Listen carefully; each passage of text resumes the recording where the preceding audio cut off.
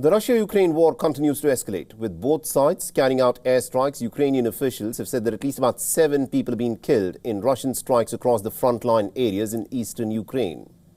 While more than 20 people have been injured in the last 24 hours, Russia's military claims that it has captured the city of Konstantinivka. But the Ukrainian officials have denied these claims. On the other hand, the Ukrainian airstrikes have killed at least about 5 people in southern Russia, while more than 24 people have been injured. Ukrainian officials have also claimed that a major export hub in the city of Rostov-on-Don, located near the Sea of Azov, was attacked. Following the attack on Rostov-on-Don, the Russian railways has announced restrictions on freight shipments to the key ports of Azov and Taganrog until the 4th of August. The move has put further pressure on Russia's grain export infrastructure, which was already under strain.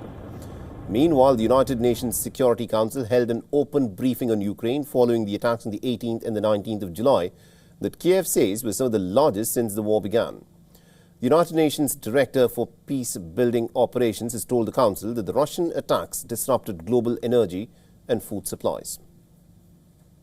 For well over 4 years, the war in Ukraine has disrupted global energy and food supplies.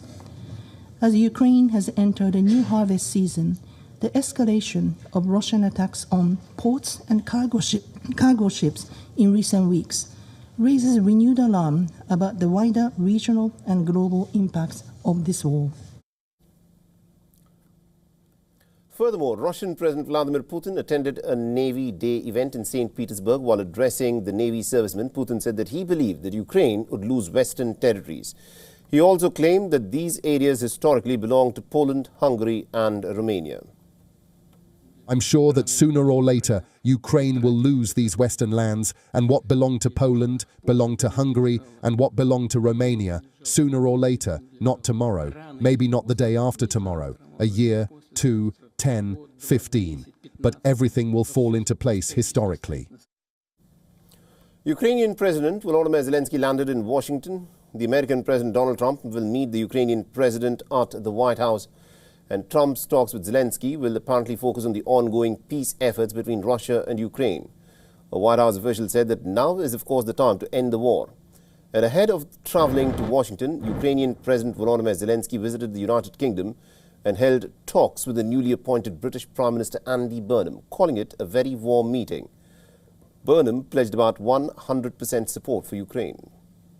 Overall, it was a very warm meeting. I thought I would get on well with him, and I did.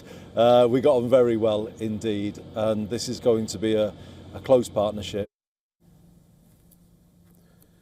Now, the most concrete outcome of the meeting was the United Kingdom's decision to share the intellectual property behind its new stone cloak jammers, and this will allow Ukraine to manufacture the technology at a large scale. The stone cloak systems are small electronic jammers roughly the size of a tablet that are designed to be fitted onto drones to block enemy air defense systems from tracking and targeting them.